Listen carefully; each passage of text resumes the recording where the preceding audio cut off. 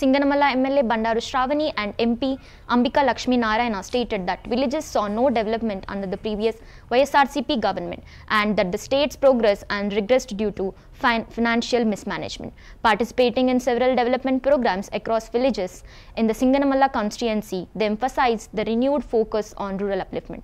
In Putlur Mandal, Kandikapula and Chintakulkunta villages, drinking water supply from the Gandikota reservoir was inaugurated under the J.C. Nagireddy scheme.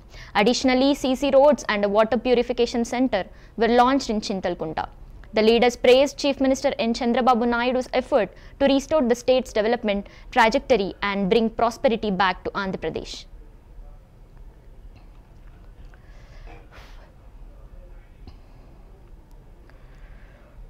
ప్రత్యేకంగా గ్రామాల్లో ఉన్నటువంటి రోడ్లు వేసే కార్యక్రమం కావచ్చు, మురుగునీటి కాలువలను నిర్మించేటటువంటి పరిస్థితి కావచ్చు, తాగునీటిని అందించేటువంటి పరిస్థితి కావచ్చు, సాగునీరు తీసుకొచ్చేటువంటి పరిస్థితి కావచ్చు, వీటి మీద ప్రధానమైనటువంటి ఒక అంశంగా భావిస్తూ ఈరోజు అన్ని గ్రామాల్లో ప్రత్యేకించి అనంతపురం జిల్లాలో ఈరోజు కరువుతో ఉన్నటువంటి జిల్లాని కాపాడుకోవాలి, ఈ జిల్లాని ముందుకు తీసుకెళ్లాలన్నటువంటి ఆలోచనతో 3,500 కోట్ల రూపాయలు వెచ్చించి హంద్రీ నివాని వెడల్పు చేసే కార్యక్రమంతో పాటు అనేక కొత్త స్కీమ్స్ కూడా తీసుకొచ్చేటువంటి ప్రయత్నం జరుగుతూ ఉంది. అందులో భాగంగానే అతి త్వరలోనే నేను, ఎమ్మెల్యే గారు, తర్వాత కొంతమంది మన సంబంధించిన మండల నాయకులు కావచ్చు, లాంటి నియోజకవర్గంలో నాయకులు కావచ్చు, నిమ్మల రామానాయుడు గారు ఇరిగేషన్ శాఖ మంత్రులను కలిసి గతంలో మేము ఏదైతే ప్రపోజ్ ఇచ్చినామో గండికోట రిజర్వాయర్ నుంచి లిఫ్ట్ ఇరిగేషన్ పెట్టి ఈ ప్రాంతం నార్పల, అదేవిధంగా ఎల్లరూరు మరియు పుట్టూరు 3 మండలాలు దాదాపు 35,000 ఎకరాలకి సస్యశ్యామలం చేయడం కోసము నీటి అవసరాలు కావాలని చెప్పేసి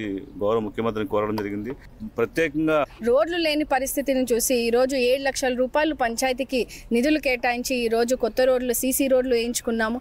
ఇంకా రోడ్లు ఉన్నాయి, అవి కూడా ఈ వచ్చే విడతలో కూడా ఖచ్చితంగా ప్రతి గ్రామంలో ప్రతి ఇంటి ముందు కూడా సీసీ రోడ్లని వేయించే బాధ్యత కూడా మనం తీసుకొని ముందుకు వెళ్ళే పరిస్థితిని చూస్తూ ఉన్నాం.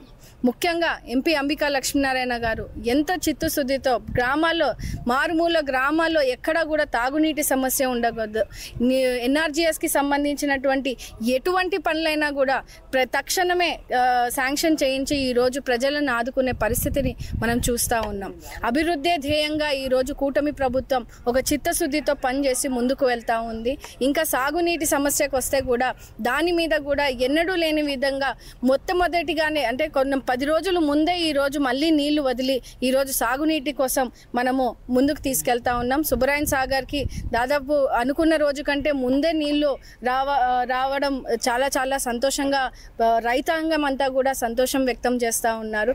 రోడ్లు లేని పరిస్థితిని చూసి ఈరోజు 7 లక్షల రూపాయలు పంచాయతీకి నిధులు కేటాయించి ఈరోజు కొత్త రోడ్లు, సీసీ రోడ్లు వేయించుకున్నాము. ఇంకా రోడ్లు ఉన్నాయి, అవి కూడా ఈ వచ్చే విడతలో కూడా ఖచ్చితంగా ప్రతి గ్రామంలో ప్రతి ఇంటి ముందు కూడా సీసీ రోడ్లని వేయించే బాధ్యత కూడా మనం తీసుకొని ముందుకు వెళ్ళే పరిస్థితిని చూస్తూ ఉన్నాం. ముఖ్యంగా ఎంపీ అంబికా లక్ష్మీనారాయణ గారు ఎంత చిత్తశుద్ధితో గ్రామాల్లో, మారుమూల గ్రామాల్లో ఎక్కడా కూడా తాగునీటి సమస్య ఉండకూడదు, ఎన్ఆర్జీఎస్కి సంబంధించినటువంటి ఎటువంటి పనులైనా కూడా